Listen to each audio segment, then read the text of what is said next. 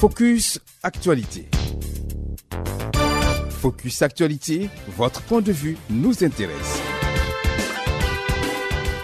Focus Actualité avec Bénédicte Savadogo. Réalisation Kamanga Michel Kabore Kayamka.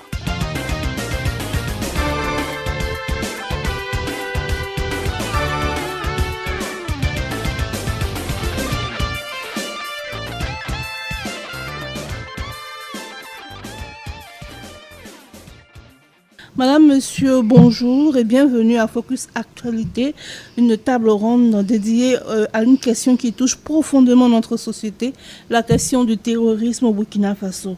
Aujourd'hui, nous avons l'honneur d'accueillir une personnalité éminente du monde spirituel et culturel.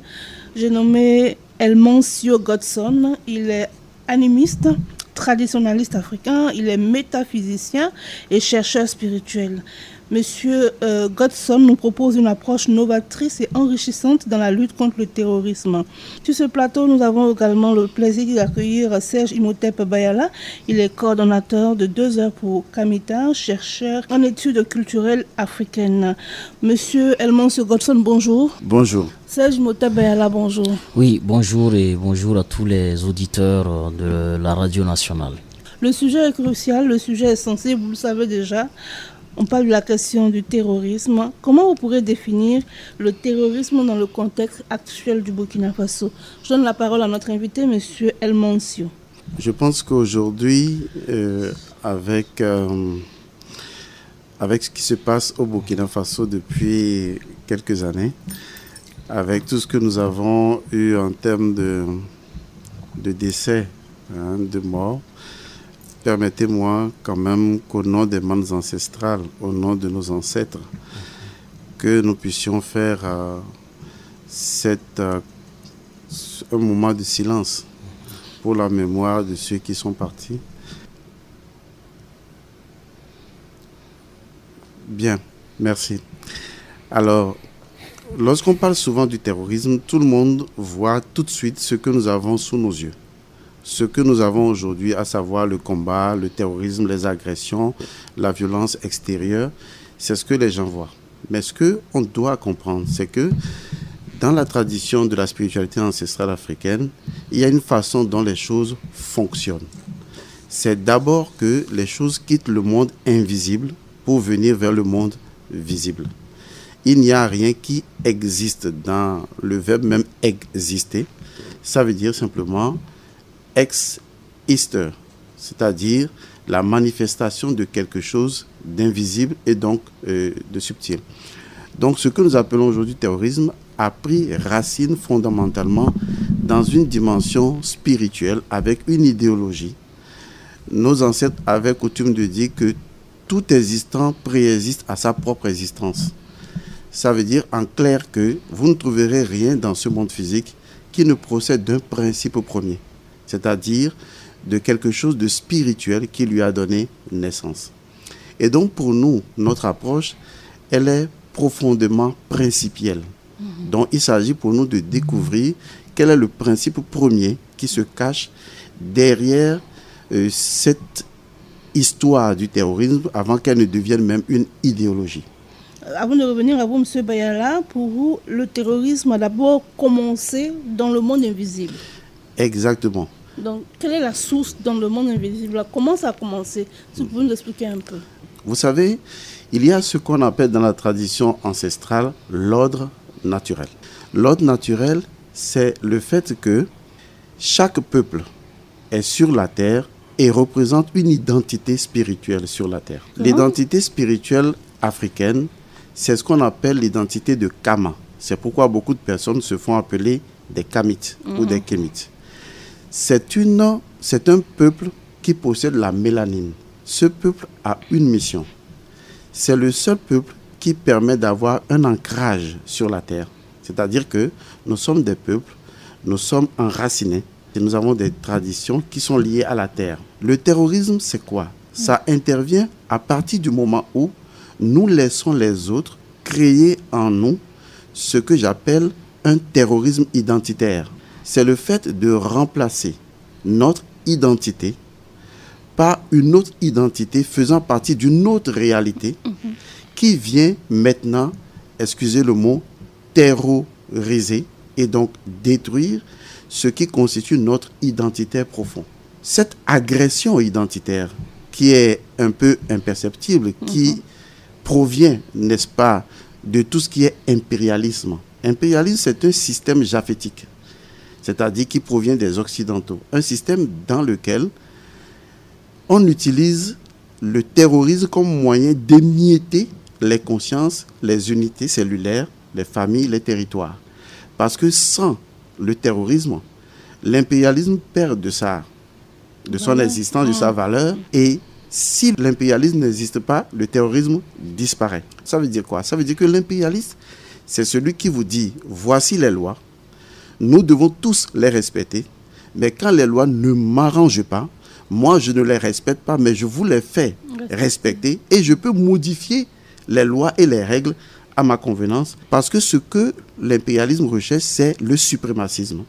Ce qui veut dire qu'à partir du moment, l'idéologie spirituelle qui l'accompagne sera forcément une idéologie spirituelle d'agressivité par rapport à une tradition qui est beaucoup plus chthonienne, plus ancestrale, plus endogène. Et en détruisant cette structure endogène et en nous donnant une structure d'une autre réalité qui n'est pas la nôtre, c'est ce que j'appelle un terrorisme identitaire. Du coup, pour finir, cela donne automatiquement deux états psychologiques chez l'Africain. Premièrement, l'aliénation de soi et l'aliénation sociale. L'aliénation sociale, je l'explique de façon très précise, c'est lorsque la dimension cultuelle de l'individu n'est plus en accord avec ses us et coutumes, donc sa dimension culturelle. Or, de quoi il est question? Et il faut que les auditeurs comprennent très bien. Ce qu'on appelle l'identité, c'est quoi? C'est une composition de ce qui est cultuel. Le cultuel, c'est notre rapport avec l'invisible et le spirituel. Et de ce qui est culturel.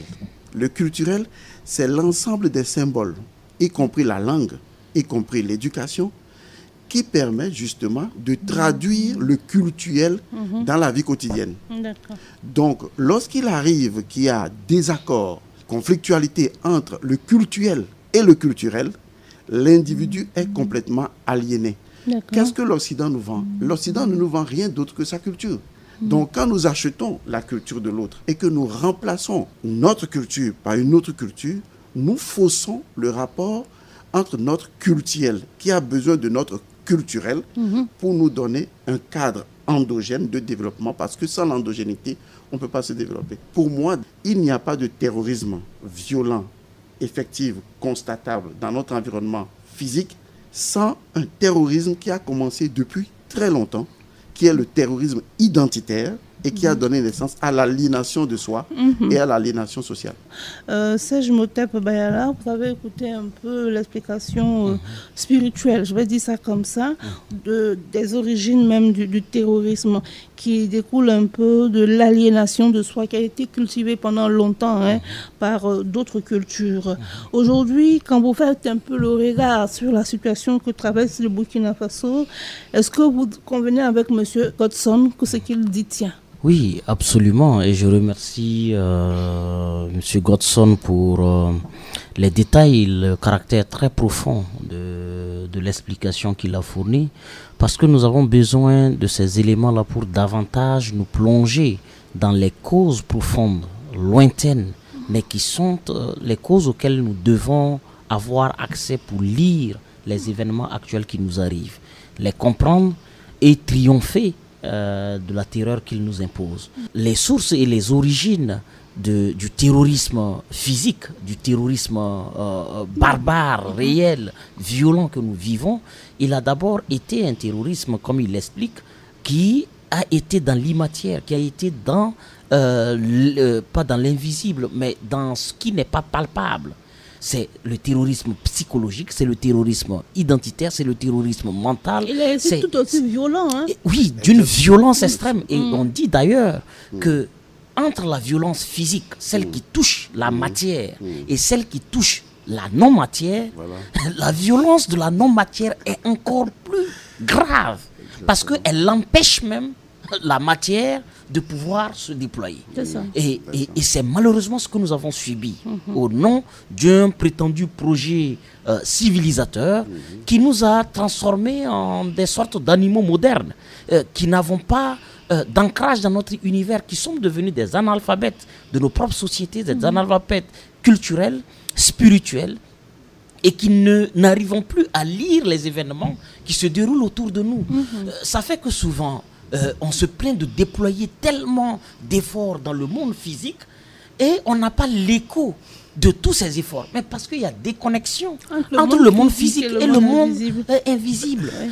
Et ce cycle nous montre très clairement que toute chose, avant de venir à la réalité, est d'abord dans la non-réalité, qui est invisible. Ce que les gens ignorent, c'est que les sociétés occidentales demeurent, pour ceux qui les gouvernent, dans une conscience spirituelle profonde. Parce que s'ils n'ont pas cet ancrage, ils ne pourront pas tenir le monde de la réalité. Pour tenir le monde de la réalité, ils protègent, préservent et respectent les consignes du monde de la non-réalité de leur univers.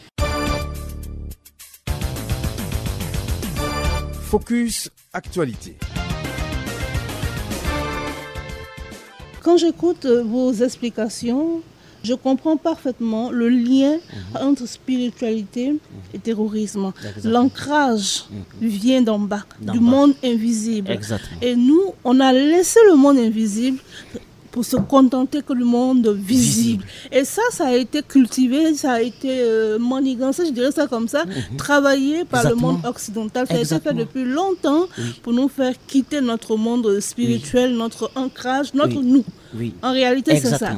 Et aujourd'hui, il faut qu'on retrouve notre nous, notre mélanine, je vais dire ça comme ça. J'aime le terme. Comment faire? Toute la grande question aujourd'hui, c'est là. Comment faire pour retourner à la source? Comment faire pour que nos pratiques ancestrales, nos pratiques spirituelles africaines contribuent à apaiser les tensions liées au terrorisme? Mais je donne la parole à professeur Godson et puis je reviens. Bien, en tout cas, je suis très content que déjà avec ce que nous apportons tous, les auditeurs vont mieux comprendre. Tout à fait. Comme j'ai coutume de dire, je l'ai dit à mon ami, nous sommes tous des morceaux du corps d'Osiris. Exactement. Et donc chacun a un rôle précis. Et c'est dans cette diversité que nous sommes une unité forte. Ça, nos ancêtres l'enseignaient. Ils parlaient de la loi de l'un et du multiple. C'est-à-dire qu'une chose peut être à la fois une et multiple. Mais la multiplicité n'empêche pas l'unité. Mais quand nous avons adopté les concepts occidentaux, nous sommes rentrés dans la conflictualité, dans la division. Alors, vous avez posé une question très importante et elle n'est pas banale, il faut la comprendre. Si vous voulez résoudre une situation, il faut la définir dans le paradigme approprié. Est-ce que vous voyez? Parce que si vous approchez la chose dans un paradigme qui n'est pas le nôtre, ce que j'appelle la réalité qui n'est pas la nôtre, eh bien, on ne s'en sortira jamais. Je vais utiliser un exemple basique. Supposons que je veux organiser une course. Et comme je veux organiser la course, je dis à la fin, le gagnant va avoir 50 millions. Je dis n'importe quoi, excusez-moi. Non, c'est pas n'importe quoi, ça peut arriver.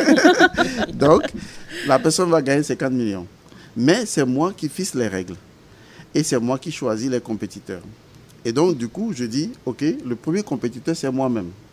Maintenant, je vais chercher les autres compétiteurs. Je choisis un aveugle. Je choisis un bossu handicapé. Je choisis des manchots. Je choisis des gens qui ont l'AVC. Et je dis maintenant, nous allons courir ensemble.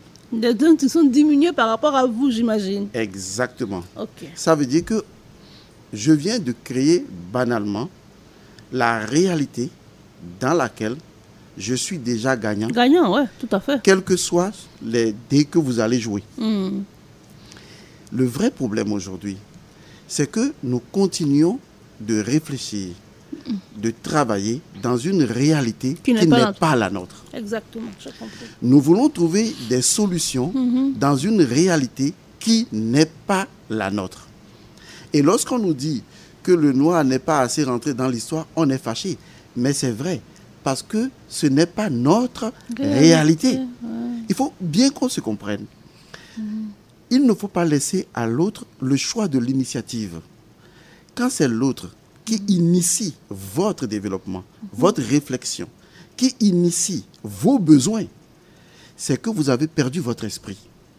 Parce que c'est vous qui devez avoir la primeur de l'initiative. Car celui qui a l'initiative, c'est lui qui a la spiritualité, la force. C'est très important. Aujourd'hui, nous avons renoncé à notre réalité parce que nous avons renoncé à prendre l'initiative. Même si les autres nous proposent des choses, on dit oui, on a entendu ce que vous dites, mais c'est non. À partir de là, on prend l'initiative nous-mêmes. Ce qui veut dire qu'il faut sortir de la réalité occidentale et réfléchir selon notre réalité. Donc nous devons avoir l'initiative du système. Nous devons avoir l'initiative du système éducatif, du système politique, du système économique, du système métaphysique. Je vous donne un seul exemple qui va permettre à ceux qui nous écoutent de comprendre. Lorsque les Grecs étaient partis en Égypte antique pour avoir l'enseignement de nos illustres devanciers, l'une des choses qu'on leur avait enseignées, c'était la connaissance de l'âme humaine. Oui. Parce qu'ils ne savaient pas ce que c'était que l'âme. Parce que pour faire de la philosophie, de la psychologie, de la psychanalyse, pour faire toutes les sciences psy, il faut connaître l'âme humaine. Lorsque nos ancêtres leur ont expliqué ce qu'on appelle le bas et le ka dans l'Égypte antique, donc ce que c'est que l'âme et son énergie vitale, ils l'ont compris. Mais ils l'ont compris comment? Selon leur paradigme. C'est ça. Il n'y a pas de tradition universelle. Parce que toute tradition repose d'abord sur une vérité endogène, ce qu'on appelle la géospiritualité. Lorsqu'on leur a enseigné ce que c'est que l'âme, ils ont perçu l'âme selon leur paradigme, parce qu'il ne peut en être autrement. Non, c'est pas possible. C'est une évidence. Oui, tout à fait. Lorsque nous, les Africains, on perçoit l'âme humaine, on la perçoit autrement. Quand eux, ils ont découvert l'âme humaine, ils ont créé quoi? La psychologie, la philosophie et tout. Et puis, ils l'ont universalisé. Bah oui. Et donc, conséquence, nous, on reconnaît l'âme en fonction de leur nouvel enseignement. Exactement. Donc, en réalité, on est déconnecté de nos âmes. Ah oui. Vous prenez un peuple qui est déconnecté de son âme, mais il est déconnecté de tout. ses ancêtres et de tout. Vous en faites ce que vous voulez. Et vous en faites ce que vous voulez. Ouais. Nous croyons en Joto, c'est-à-dire quelqu'un est parti, il est revenu. La réincarnation. La réincarnation, comme eux le disent. Merci. Oui. Même si chez nous, c'est des aspects différents de la réincarnation. Vous voyez déjà? Ça veut dire qu'en fait, dans notre paradigme, nous avons une perception de l'âme humaine. Nous avons une dynamique de l'âme humaine. Chez nous, l'âme humaine, quand quelqu'un s'en va, on doit lui donner à manger. Absolument. Est-ce que vous voyez? Nous sommes en contact avec nos morts. Parce que pour nous, nos morts, quand ils s'en vont, ils se dissolvent dans les éléments pour qu'on puisse les consommer. Et donc, nous sommes dans la transformation des énergies de nos ancêtres. Est-ce que vous voyez? Mais eux, ils n'ont pas perçu l'âme de cette façon. Ouais. Ils ont perçu l'âme comme des unités déconnectées, sans but fixe.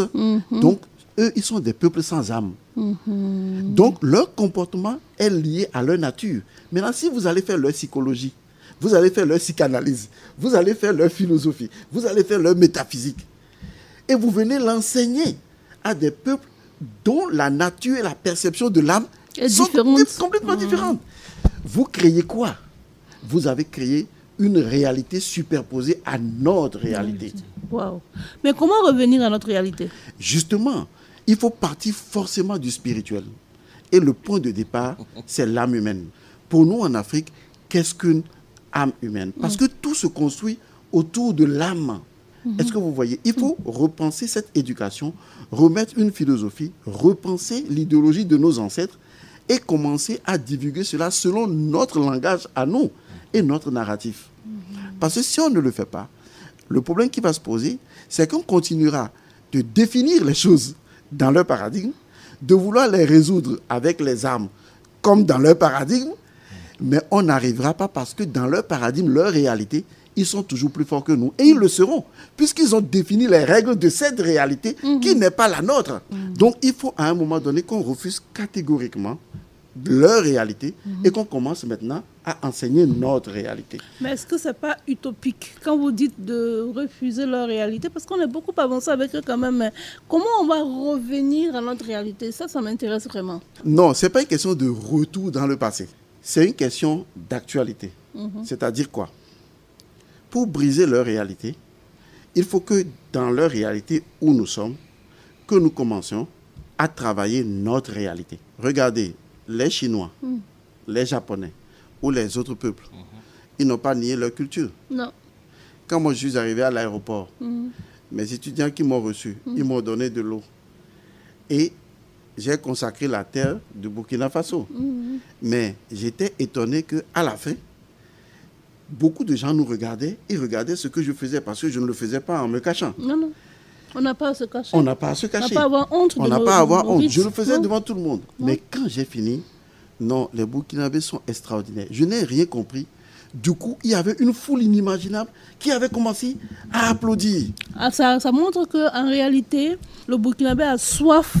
Un besoin profond. Un besoin profond, ça a été endormi, mais ça est un là. besoin profond. Ça est là, il faut juste et le réveiller. Ils ont commencé à applaudir. Moi, j'étais même étonné. Je dis, waouh, ça veut dire qu'ils ont compris, ils ont compris que c'est nous.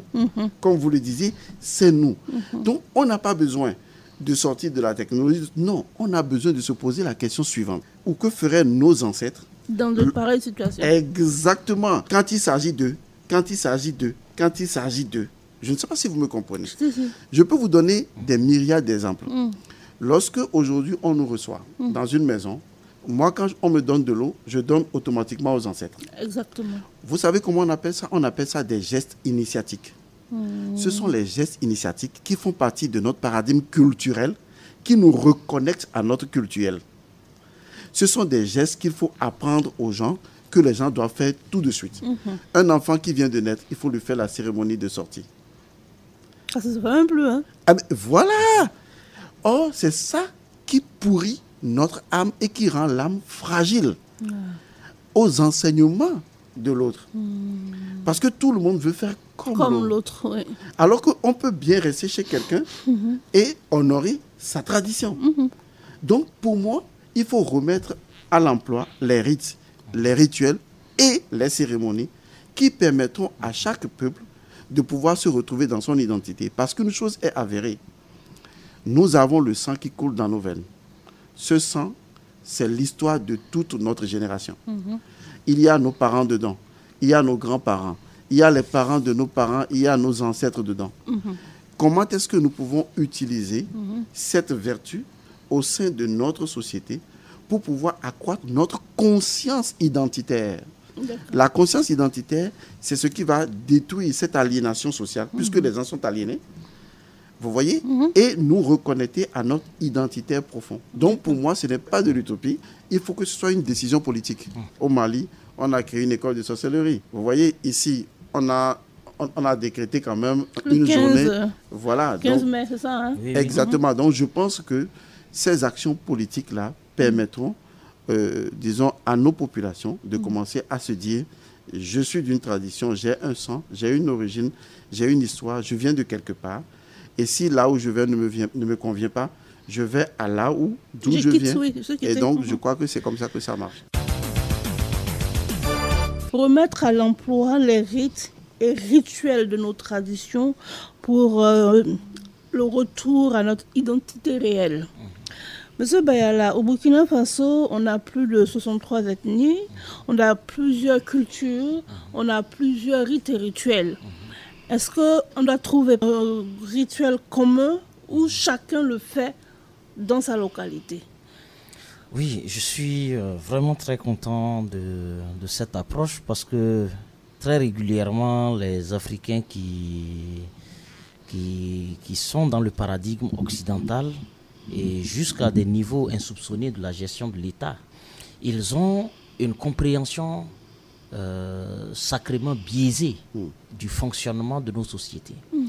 Ils vous diront, ceux-mêmes qui portent la politique de langue nationale, que ce soit les directions, les centres de recherche et tout, on vous dira, leur travail, c'est de travailler à ce qu'il y ait une forme d'unité linguistique qui part de la diversité de nos communautés ethno-culturelles.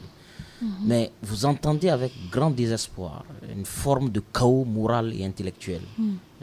Ces gens, c'est dans ces sphères, dire on ne peut pas aspirer à l'idée que nous sommes un, parce que nous sommes plusieurs cultures.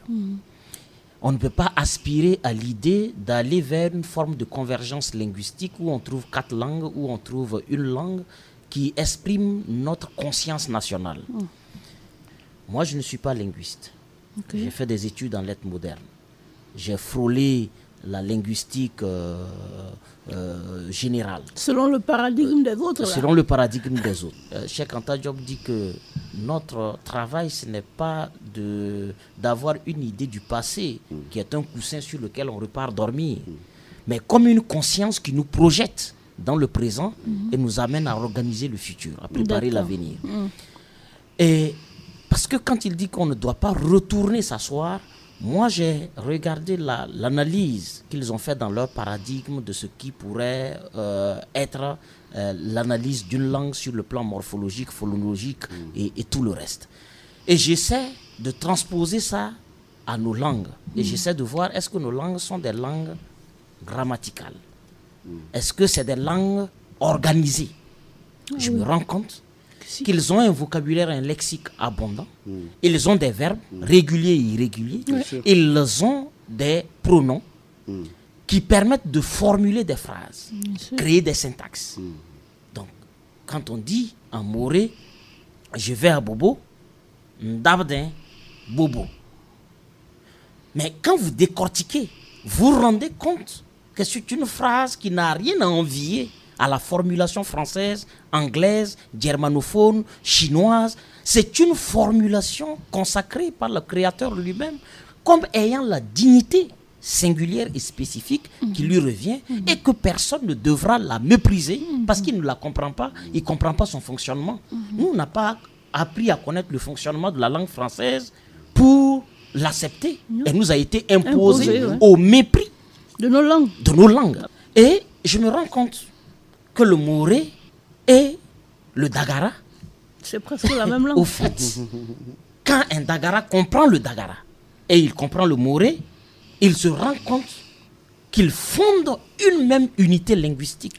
Et c'est là où je suis choqué de voir des techniciens de la question continuer à charger nos oreilles du mépris colonial linguistique, de l'idée retenue et voulue par le colon qui voulait que sa langue règne en maîtresse sur les cendres de nos langues, qui disait que c'était des dialectes, c'était des langues non, et tout le narratif colonial méprisant. Et il dit souvent que non, on est trop nombreux, c'est beaucoup d'ethnies, on est jusqu'à 64.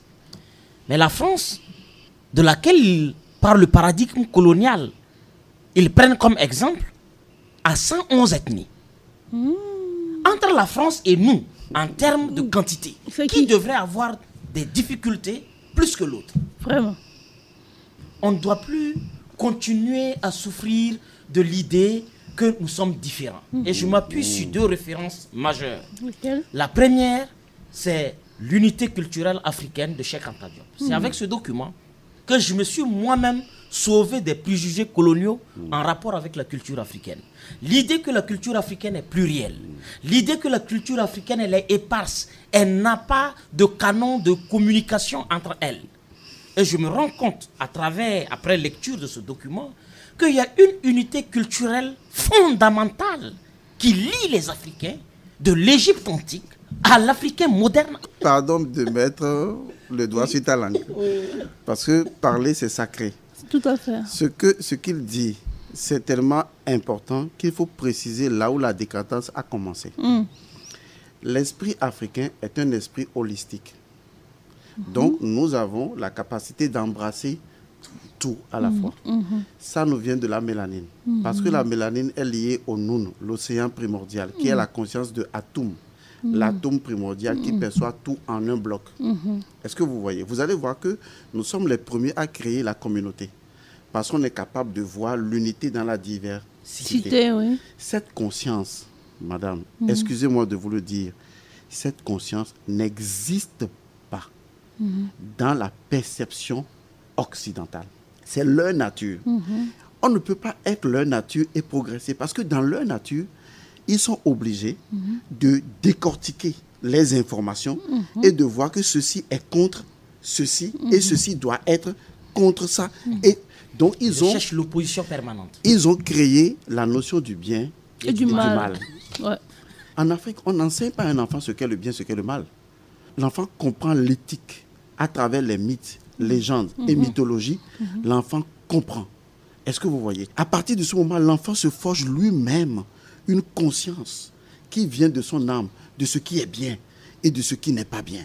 Comme il le dit, avant de lui redonner la parole, quand vous prenez les gens qui sont déjà aliénés dans l'autre système, vous les mettez à des instances de pouvoir et vous leur demandez de trouver une unité linguistique. Ils ne peuvent pas.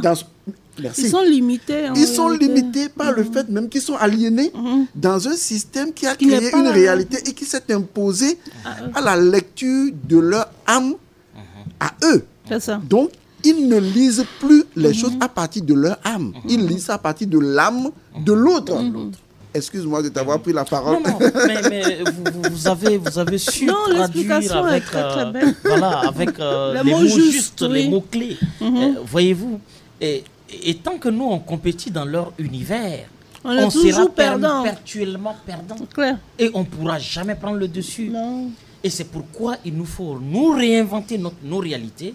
Si vous voyez qu'entre eux, la Chine compétit victorieusement, bien sûr, face aux États-Unis, c'est parce que la Chine compétit dans ses réalités. Exactement. Et il ne peut que gagner et dépasser et surprendre même l'autre. Exactement. Mais si la Chine compétit dans les réalités américaines, c'est qu'elle compétit derrière les réalités américaines. Exactement. Et elle ne peut pas compétir d'égal avec les Américains. D'accord. Et Cheikh Anta Diop, dans unité culturelle et ensuite dans les fondements économiques et culturels d'un État fédéral d'Afrique noire, reprécise sa pensée en ce qui est que jusqu'aux religieux, aux spirituels africains, il existe l'idée ou l'illusion d'une diversité de croyances. Voilà. Mais il y a une colonne vertébrale qui traverse toutes les pratiques, sauf pour le profane, qui ne les connaît pas et qui n'a que le récit colonial pour définir la pratique de la spiritualité. Dans toutes les spiritualités africaines, les éléments convoqués sont les mêmes. Exactement. C'est ça. Les rituels qui doivent être faits, c'est ça. Vous allez les retrouver chez les Togolais. Que vous vous déplacez en Afrique de l'Est, vous retrouvez le même principe. Les hors-sol. Pour vous donner la parole, excusez-moi, puisqu'il a parlé, je veux préciser le principe premier qui est la colonne vertébrale. On appelle cela le djed en Égypte antique. On l'appelle également le phallus d'Osiris ou la colonne vertébrale d'Osiris. C'est là où se trouve la nature principielle de l'Africain et de toutes les nations africaines. Cette nature, c'est la recherche de l'équilibre. Okay. L'Africain ne cherche qu'une seule et unique chose dans sa tradition. Toutes les forces doivent constamment être équilibrées. Tout à fait. Donc, c'est l'équilibre qui est notre nature fondamentale. Mais quel est le positionnement de l'Africain? Le positionnement de l'Africain, c'est l'équilibre. Parce que les autres nations, qui sont les Japhétiques, les Occidentaux, leur impérialisme, c'est le déséquilibre. Donc, si nous voulons vraiment réussir une unité au niveau culturel, c'est de savoir que ce qui définit la conscience et la démarche, qui définit l'ontologique spirituelle et identitaire de l'Africain, c'est la recherche viscérale de l'équilibre. Mais la méfiance, le doute, la suspicion, ça vient de... Exactement. Ça vient des Occidentaux. Hein. Et eux, ils l'ont déjà défini.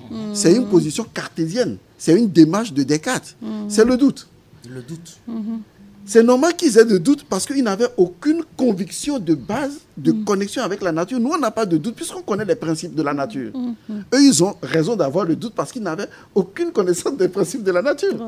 Donc voilà un peu comment nous sommes sortis de l'équilibre pour rentrer dans le déséquilibre. Vous prenez aujourd'hui les enfants qui sont à l'étranger, la plupart souffrent de maladies spirituelles. Ouais.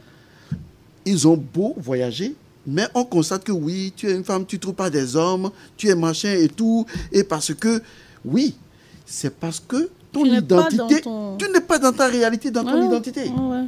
Et tu penses qu'avec la culture de la réalité de l'autre, tu vas t'en sortir. Mouf, tu ne t'en sortiras pas. D'accord. Parce que ton âme ne se reconnaît pas dans cette réalité-là. Focus Actualité. On va continuer dans la dynamique de cette émission parce qu'il reste plus beaucoup de temps. C'est beau, hein, tout ce qu'on est en train de dire là. Du coup, le temps ne va pas nous suffire pour décortiquer tout le sujet. Mais j'aimerais bien qu'on s'arrête maintenant sur les solutions. Oui. À votre avis, quelles sont les solutions spirituelles que vous proposez en tout cas pour renforcer la résilience de nos communautés face au terrorisme? Je donne d'abord la parole à M. Bayala pour équilibrer un peu. Comme notre... Alors là, je reconnais l'africaine. Là. Oui, merci. Non, je pense qu'il n'y ait pas de bataille qui ait lieu dans le monde physique et qui n'ait pas déjà une source dans le monde invisible. Et aussi bien qu'il n'y aura pas de victoire dans le monde visible, que ces victoires ne se soient déjà réalisées dans le monde invisible. C'est pourquoi nous devons, dans le conflit que nous vivons actuellement, moi je me base sur les rapports de certains amis, parents, qui reviennent du front et qui nous relatent un certain nombre de réalités. Même l'attaque de Barça Logo, on nous rapporte qu'avant de perpétrer ce massacre, déjà dans le monde de l'invisible, l'ennemi avait déjà créé toutes les conditions à son avantage pour parvenir au résultat du massacre qu'il planifiait. Comment ? Il a fait un certain nombre de rites, une certaine préparation spirituelle antérieure à son acte. Ces gens nous présentent souvent une religion de laquelle ils relèveraient, mais au fait, c'est juste une manière de nous tromper, de nous maintenir dans une illusion à laquelle eux-mêmes ils ne croient pas. Exactement. Et au moment où nous on est focalisé sur les éléments superficiels et ils sont dans l'élément ancré. Exactement. Et avec ça, ils prennent le dessus. Vous avez des gens qui vous diront qu'à certaines batailles, les armes qu'ils ont ne répondent pas. Oui. J'ai entendu ce discours. Oui. Et il y a toujours que quand les armes ne répondent pas, c'est lié à un fait visuel. Ils constatent que parmi les ennemis qui viennent, il y a soit une jeune fille qu'on a habillée en blanc, où on a attaché la torse nue, on a attaché un morceau de pagne en blanc, et qui tient soit une calebasse ou qui tient quelque chose, et qui vient. Je ne dis pas quelque chose, et en parlant comme ça, je sais que tous ces soldats au front comprendront ce dont je suis en train de dire.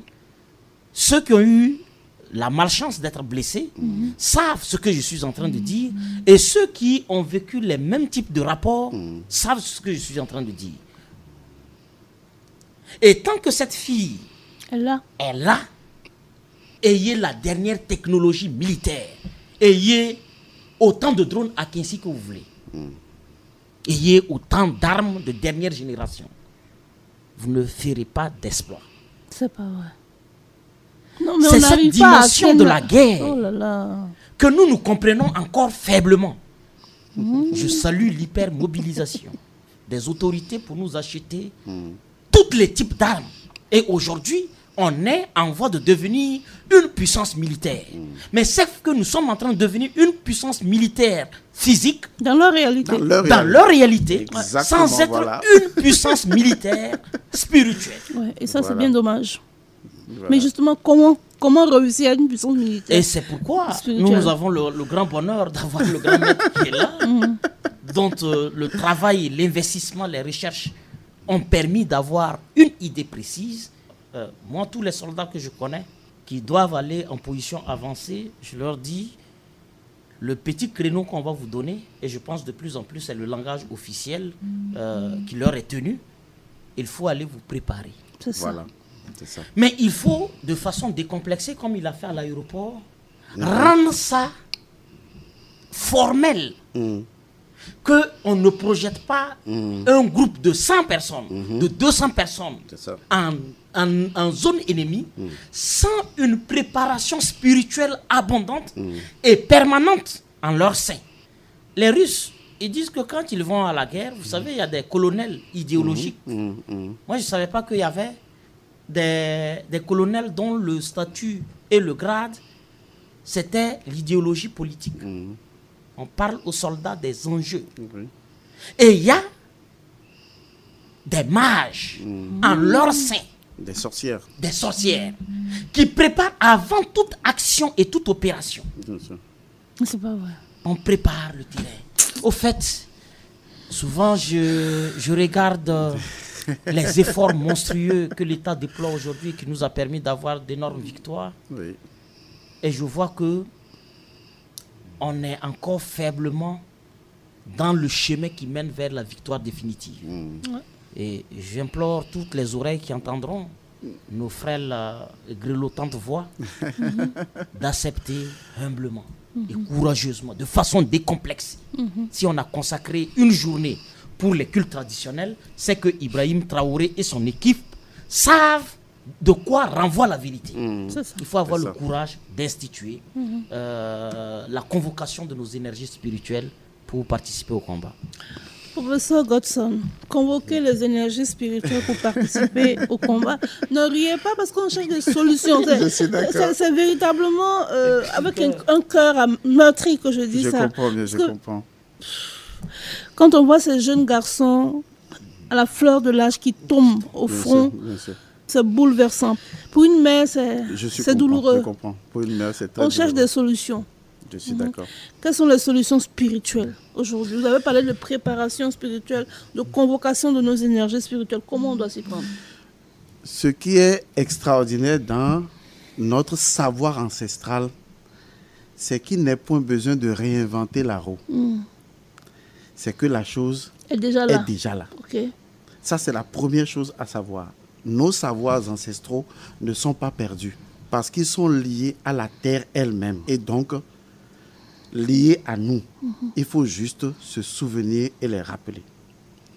Je vais vous aider avec précision à comprendre comment ça fonctionne parce que le peuple qui a parlé premièrement de la mort et de l'au-delà, c'est le peuple africain. Nous avons écrit le livre des morts égyptiens. Qu'est-ce que ça veut dire? Ça veut dire que nos ancêtres avaient réalisé qu'il y avait deux mondes, le monde physique et le monde spirituel. Okay. Maintenant, ce n'est pas tout. Il y a un grand secret dedans. Ils ont tout fait, non seulement ils ont cherché à maîtriser le monde physique, mais ils savaient que c'était peine perdue. Il fallait d'abord maîtriser quel monde? Le monde spirituel. Dans la tradition de l'Égypte antique, on parle de Horus l'Ancien ou Horus le Grand. On l'appelle le maître Dieu du monde astral, là où résident nos âmes humaines. C'est pourquoi, quand quelqu'un partait de ce monde, on savait inévitablement qu'il allait vers les ancêtres. Parce qu'on avait créé non seulement une colonie là-bas, mais on avait créé également une colonie ici. Ce qui fait que les rites funéraires étaient des rites, d'accord? Ce qu'on appelle un rite, c'est un protocole d'accord entre le visible et l'invisible. Donc, il y avait des rites qui étaient mis en place qui permettaient d'ouvrir le portail de l'invisible et le portail du visible pour que une âme... Une passerelle. Merci pour le mot. C'est le mot juste qu'on utilisait par rapport aux pyramides de l'Égypte antique. Il y avait toujours une passerelle. Donc, nous, on ne mourait pas par hasard pour aller quelque part, un hasard. On savait là où on allait dans le monde spirituel. On n'était pas les âmes errantes, hein? Non. Vraiment, vous avez... Non, je suis sérieux. Elle a les bons mots. Merci. Mais malheureusement, avec les soi-disant religions importées et tout, beaucoup d'Africains qui sont partis sont devenus des âmes errantes parce qu'il n'y a pas ce protocole qui crée la passerelle et qui permet d'aller inévitablement vers la destination inévitable que nos ancêtres appelaient les champs Ialou, les champs du bonheur où tu rencontres tes ancêtres. Wow. C'est pourquoi vous allez voir que dans tous les films que les gens sortent aujourd'hui qui concernent l'ancestralité africaine, on dit « je vais rejoindre mes ancêtres ». Parce qu'on savait d'évidence que quand on prenait cette passerelle, pour prendre votre mot, on aboutissait inévitablement. Là-bas. Je veux dire quoi par là? Je veux dire par là que il y a déjà une gouvernance spirituelle dans le monde ancestral. C'est déjà un fait. Mais ce qui nous manque ici, c'est de mettre en place les rites, les rituels et les cérémonies qui permettent de créer une passerelle. Lorsque le soldat qui va en guerre reçoit une préparation spirituelle, c'est-à-dire on lui apprend le Bessa, l'invocation du verbe. On lui apprend l'incantation magique. On lui apprend comment, rien qu'avec la cola et avec mélanger à un certain nombre de choses, il peut éveiller son sens spirituel. Parce que si tu vas mourir demain, ton âme le sait. Bien sûr. Si quelque chose va t'arriver devant, ton âme le sait. C'est pourquoi des fois, on peut éviter un accident parce que ton âme a anticipé. Or, le monde de Horus l'Ancien, c'est un monde qui connaît le passé, le présent et le futur. Ce qui veut dire que tant que nous ne créons pas cette passerelle-là, nous avons aujourd'hui, je vous assure et je vous le garantis, les connaissances avérées pour le faire. Parce que les morts qui sont morts, pourquoi vous ne les rappelez pas à la bataille? Vous pensez qu'ils sont morts et qu'ils ont laissé leurs âmes? Non. Une âme a deux natures. C'est pourquoi quelqu'un peut prendre la sorcellerie et un couteau dans le monde invisible pour te poignarder. Exactement. Quand un soldat a une arme en main et qu'il meurt, l'âme physique est tombée dans le corps physique. C'est sa réalité physique. Mais l'âme, de l'autre côté, il l'a. Et il attend les ordres. Les ordres qu'on lui donnait ici, il attend les ordres. Parce qu'il n'a pas fini sa mission. Mais oui. Et il veut aller combattre. Pourquoi est-ce que... cœur rempli de rage. Le cœur rempli de rage. Oui, oui. Il est voilà. Oh là là. C'est pourquoi dans nos traditions africaines, lorsque des gens mouraient, on peut te faire un rituel où le défunt va venir tuer quelqu'un. Ouais. Et donc, on n'utilise pas les défunts. C'est comme si on dit, ah non, ils sont tombés au champ d'honneur et on continue. Pourquoi vous voulez fonctionner comme les Occidentaux? Non. Ces gens n'ont pas cette tradition, ils n'ont pas cette culture. Notre culture, c'est de faire participer les défunts qui sont parmi nous, qui sont autour de nous, c'est de les faire participer au combat. Ouais. Les défunts, dévancez-nous. Ils mènent une bataille d'âme à âme, avant même que nous, on ne mène la bataille au niveau physique. Mais en même temps, dans l'autre camp, il y a des défunts aussi. Hein. Mais oui, mais il faut qu'ils aient les connaissances pour le faire. Ah oui, eux, ils n'ont pas ces connaissances. S'ils n'ont pas ces connaissances, ou s'ils les ont, ça veut dire qu'ils seront en avance sur nous. Exactement. Pourquoi se priver de l'essentiel, qui est le spirituel au combat, et de ne s'occuper que du physique? Ça ne sert à rien. Okay. Deuxièmement, pourquoi nous n'appelons pas les ancêtres? Aujourd'hui, il existe des rituels simples où chacun peut voir ses ancêtres. Parce que ce qui est extraordinairement puissant, c'est que le monde spirituel est capable de changer la réalité du monde physique. C'est vrai, ça c'est vrai. Il ne faut pas que les gens se trompent. Ce sont les Blancs qui ne veulent pas qu'on aille dans ce sens. Parce qu'ils connaissent notre puissance. Le vent est de notre côté.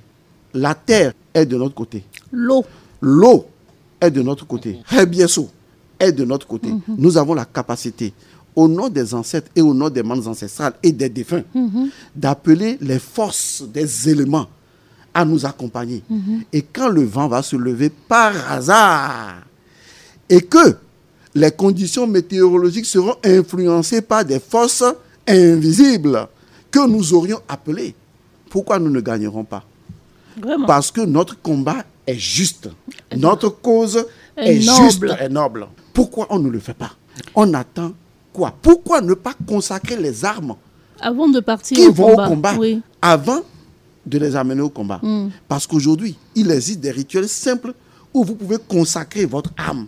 Okay. Parce que votre âme a une double partie. Une partie physique, mais une partie spirituelle. Et votre âme va shooter n'importe quel ennemi qui dit « je fais barrage ». Ça ne va pas passer, ça va passer. Parce que c'est une question de force mystique. Mais si vous ne savez pas parler au vent, si vous ne savez pas parler à l'eau, si vous ne savez pas parler à la terre et au feu, mais Si vous ne savez pas verser de l'eau au sol avant d'aller à un combat, ça veut dire que vous dites, je suis seul au monde et je peux. Oui. C'est d'une arrogance que les ancêtres ne peuvent pas tolérer. Et comme ça, on est lâché par le monde spirituel. Regardez tous ceux qui sont tombés au champ d'honneur. Pourquoi on ne les fait pas combattre? Voilà autant de choses que nous passons à côté de tout ça. Et le pire, c'est que nous ne soutenons pas derrière ceux qui vont au combat. Quand ils vont au combat, est-ce qu'à la base, nous avons mis en place un comité spirituel et mystique? Merci. Je vais vous dire de quoi ces comités spirituels sera constitué. Elle va être constituée en majorité des femmes. Exactement. Et je vais vous dire, non seulement des femmes, mais on va prendre le sang menstruel des jeunes filles vierges. En fait, je ne veux pas parler beaucoup pour vous dire que si on met en place des choses et qu'ils vont au combat, la nuit, aujourd'hui, des femmes, ce qu'on appelle des matrones, elles ne menstruent plus. Les femmes qui ne menstruent plus, elles sont puissantes. Parce que leur menstru est devenu spirituel. Ce n'est plus physique. Non. Elles sont sorties du cycle physique et sont rentrées dans une cyclologie spirituelle. Il faut bien comprendre. C'est pourquoi leur B est beaucoup plus puissant. Est-ce que vous voyez? Donc, ces femmes, les vieilles, les matrones, qui deviennent les sorcières, et on peut appeler les sorciers et les sorcières de chaque famille. Moi, j'ai enseigné à mes étudiants comment appeler leurs propres sorciers. Comment les sorciers de ta tradition vont te protéger. On nous a appris que la sorcellerie est mauvaise. Mouf, qui vous a dit ça? Il faut comprendre l'origine de la sorcellerie. C'est la Yéka de l'Égypte antique. C'est la magie naturelle. Je mets un truc sur un truc pour produire un résultat. C'est la nature. Oui. Donc, qu'on mette ces femmes-là en place, à la base, elles vont avoir des incantations précises. Le chemin, la victoire sera toujours de notre côté. C'est elles qui ont porté ces enfants. Bien sûr. Et elles les portent toujours dans leur ventre. Ce que vous devez comprendre, la formule, la parole là, c'est ce qui lie les éléments pour leur permettre de produire un résultat. Donc aujourd'hui, il ne faut pas qu'on se leurre. Il existe les ressources spirituelles. J'ai enseigné à l'université de Lomé le savoir ancestral et nous. Les gens étaient émerveillés. Ils ont dit, mais ils ne savaient pas qu'il y avait un aspect très moderne du savoir ancestral. Je dis oui, on a créé les civilisations. On a créé la science. Maintenant que les gens comprennent qu'on ne peut pas mettre une religion importée au-dessus de sa tradition. C'est ce qu'on appelle l'aliénation. Pourquoi? Parce qu'une religion importée, qui n'a pas de racines endogènes, qui n'est pas née des énergies telluriques de votre tradition, ne peut pas conduire au développement. Merci beaucoup, professeur. Merci beaucoup, M. Bayala. C'était vraiment une belle découverte, une belle rencontre. En tout cas, mesdames et messieurs, j'espère que vous avez aimé cette émission. Cette table ronde, en tout cas, nous a permis de réfléchir sur des perspectives parfois négligées dans la lutte contre le terrorisme, celle de la spiritualité et de la culture. Monsieur Elmancio Godson, avec son éclairage unique, nous a montré que la réponse à la violence ne se trouve pas uniquement dans l'action militaire ou politique, mais aussi dans la réaffirmation de nos valeurs spirituelles et culturelles.